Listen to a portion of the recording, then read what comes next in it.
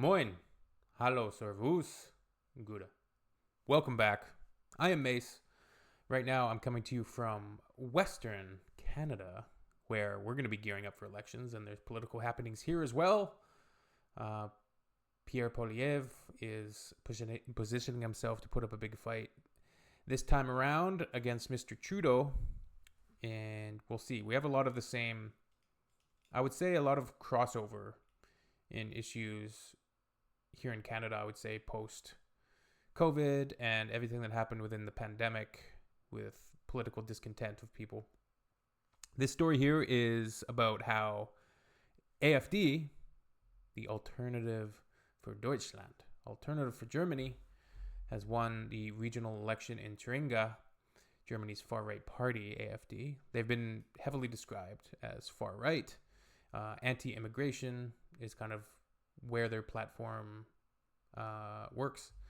And yeah, they won in Thuringia, I believe about a third of the vote, as well as doing very well in Saxony, which is kind of the areas with East Germany, correct? I think I'm correct. Let's just chip away at this video, and I'll try to give a little bit of comments.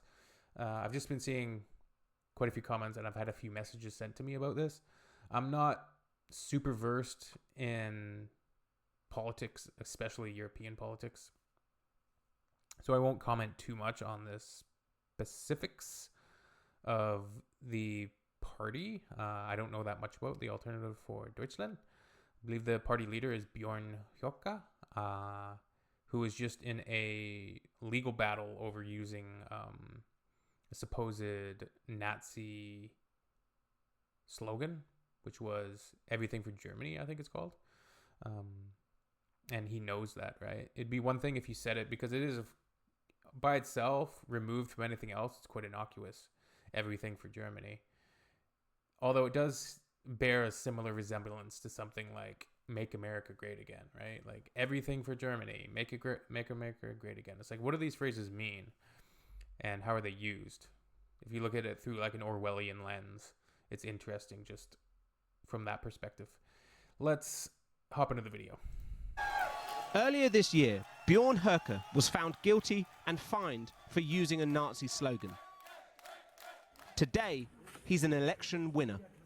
The head of the AfD in Thuringia, a party branded extremist by German intelligence, was celebrating as his group won 33% of the vote in the state. The first far-right party to win a regional election since the Nazi era. I think the mood is very clear. People want change in Thuringia. People don't want things to carry on as they have, and where Germany is being governed into the ground. The AfD campaigned against immigration, and the party seized on the recent killing of 3 people at a street festival in Solingen. A Syrian asylum seeker was charged with murder. That attack took place in the west of the country. And here in Thuringia, in the east, immigration levels are far lower. Yeah, so that event, you can understand how that type of event can be used by populists to really stir up discontent within their base, right? So you can get your base really frothing at the mouth and use that kind of to muster and stir up even more anti-immigration sentiments, and using that as a party platform can really galvanize that particular base that they're aiming for, and maybe even get other people when they use it, and kind of they're able to use that type of event to say, hey, look, this is what happens when the current governing parties just allowing these floodgates people to come in, right? Yet this is about stoking fear. Wir wollen in Ostdeutschland. We do not want a situation in eastern Germany like the one in Solingen. These are the things the voters are scared of, and it's not just an imagined fear, as is often written. Chancellor Olaf Scholz called the results bitter and worrying, but this was a vote against his unpopular government in Berlin, with voters frustrated by a weakening economy. His SPD party, along with its coalition partners, collapsed in Thuringia, as well as the neighbouring state of Saxony, where the AfD came in second place.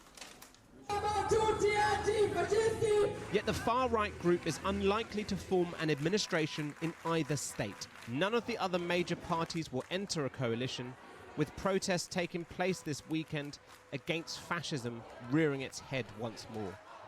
Ja, fast ängstlich. The mood is a little afraid. Many people are asking themselves what it would mean for us as a democratic civil society if the AfD really is the strongest force in Thuringia. These elections also saw the emergence of a new far-left party. Their leader, Sarah Wagenknecht, has made foreign policy key, urging Germany to stop sending weapons to Ukraine. The scale of the success for the fringe parties is beyond significant, and it has to do with the former East Germany. In those two states, there is a lack of party identification. There's been a lot of economic dislocation, and there's a lot of sympathy toward Russia. But again, the results show the federal government that these themes may be prevalent in those two states, but they have resonance all over Germany. Monuments across the country ensure Germans remember and learn from the Nazi era and the Holocaust. It's called Vergangenheitsbewältigung, the struggle of overcoming the past. The political system has learnt the lesson from the 1930s, and the main parties will deny the AfD control. But can they dampen the discontent ahead of decisive federal elections in a year's time?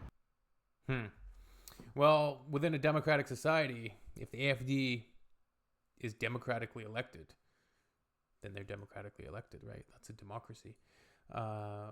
What do their party leaders believe about democracy? What will happen? Are they that extremist? You guys can tell me more about the AfD. It seems to be, as happening in other countries as well, it's kind of populism swelling, capitalizing on the economic discontent of voters, people that at the end of the day, they kind of want safety and they want their bills. They want to be able to pay their bills. And sometimes populist movements can be attractive for large voter bases, right? And things can swing very quickly, one direction or the other. But that they've gained a lot of traction in the last few years is certainly worrying for the political polarization, I would say, in Germany. And in these type of situations, you have to be careful not to demonize and dehumanize voters that aren't voting how you would like them to vote. And you have to try to educate, I believe, educate people and not dehumanize and, devalue people because they're voting for the AfD or they believe that there should be less immigration. Immigration is a big issue in many, many countries. Demographics are changing. Canada has a lot of anti-immigration sentiments as well. There's been, typically from the conservative, more conservative and center-right leaning parties, immigration's a hugely important issue for almost every country. You need a solid and effective and positive immigration system to bring in people, right? To stimulate economy, because the people ain't having enough kids, right? Like demographically, populations are not growing that fast because, people are just having less children. And you need good workers, and there should be systems in place to make sure that you're bringing in the right people. Absolutely.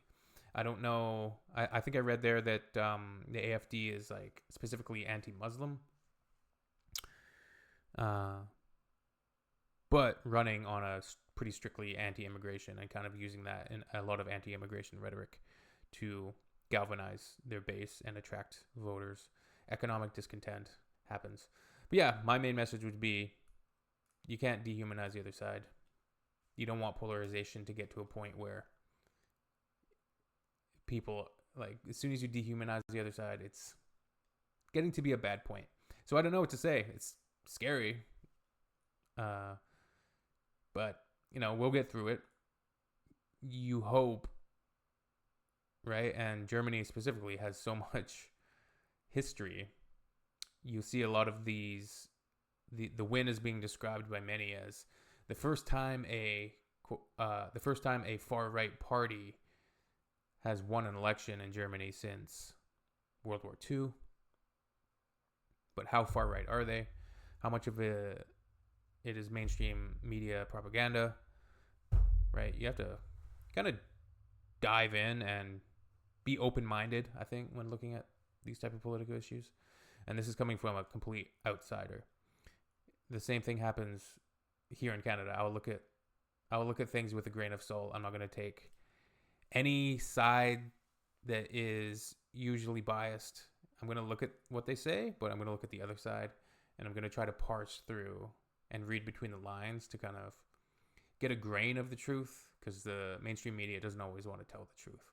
They want to obfuscate and kind of muddy the waters. All right.